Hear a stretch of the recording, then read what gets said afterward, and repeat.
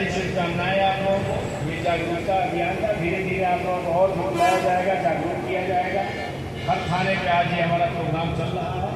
इसके लिए बुलाया गया था कि आप लोग आज से जान जाएं कि आज से नई संहिता हमारी लागू होगी है, पुरानी संहिता को हटा दिया गया। धन्यवाद। जय हिंद। सारी सुविधाएं मिली है, बाकी सारी सुविधाएं और क्या क्या प्रोविजन है सीओ साहब ने बता दिया है।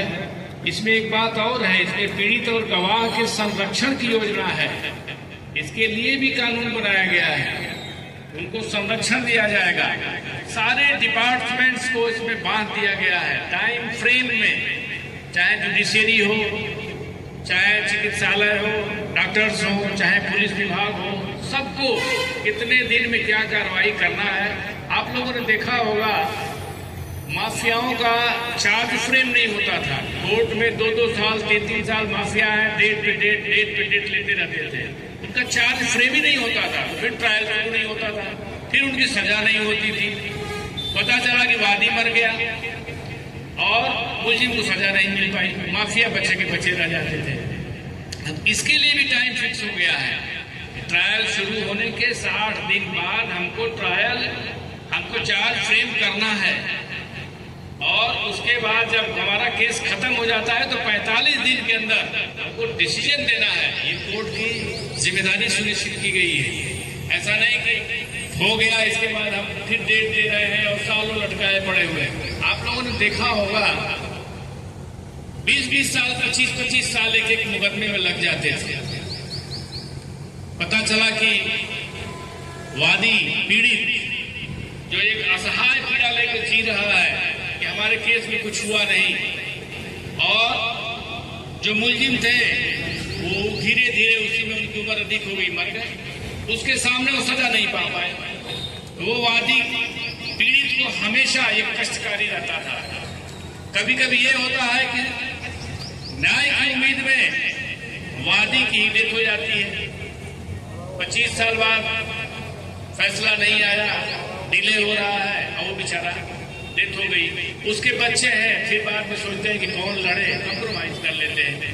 तो इसमें माफियाओं को बहुत फायदा होता था, क्रिमिनल्स को बहुत सुविधाएं थी, डिले होता था, मतलब पीड़ित पक्ष परेशान होता था। अब पीड़ित पक्ष परेशान नहीं होगा, गवाहों को भी संरक्षण है, पीड़ित को समय पर न्याय मिलेगा, समय से चिकित्सा होगी, समय से मेडिकल रिपोर्ट आएगी, समय से जजमेंट होगा, समय से एफआईआर होगी। एफआईआर के बारे में आपने बता ही दिया, कहीं से भी कहीं का एफआईआर किया जा सकता है, फिर उसको हम लोग ट्रांसफर कर देंगे। वहां पर ट्रांसफर की सुविधा है।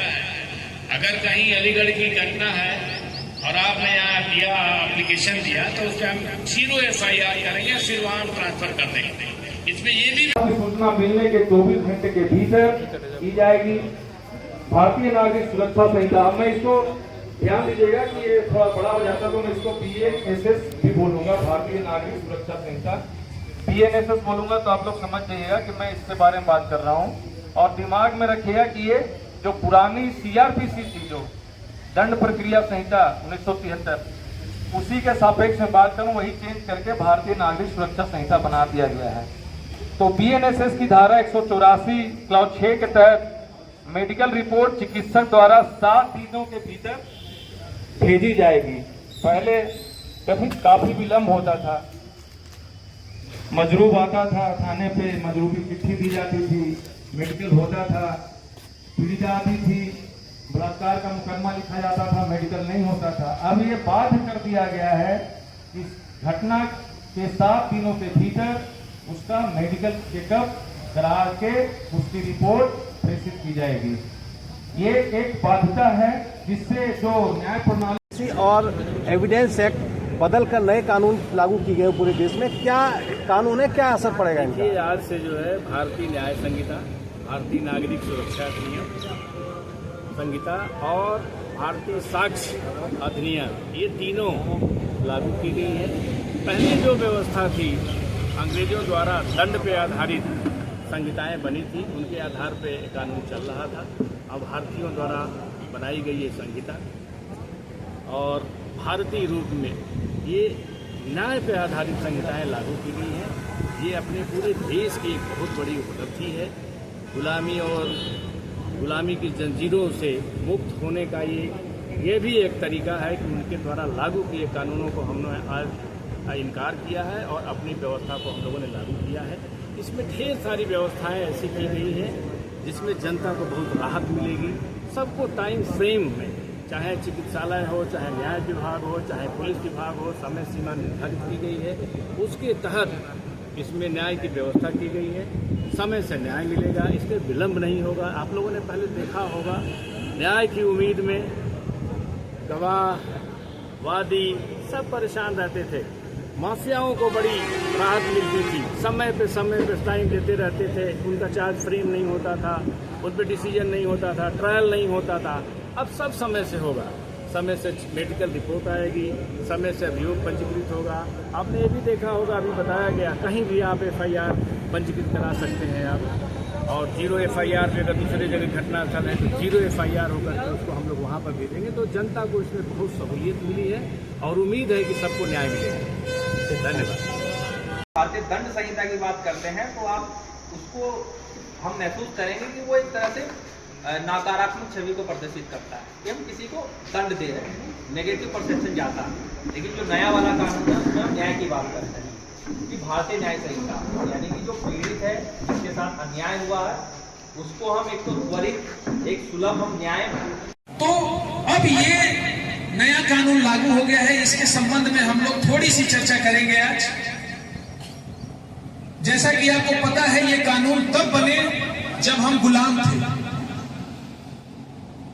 जब भारत पे अंग्रेजों का राज हुआ करता था, तब ये कानून बनाए गए। तो जिस समय जो कानून बनता है तो उस हिसाब से बनता है। उस समय जब ये कानून बनाया तो हमें गवर्न करने के लिए बनाया गया, कैसे इनको काबू में रखा जाए भारतीयों को।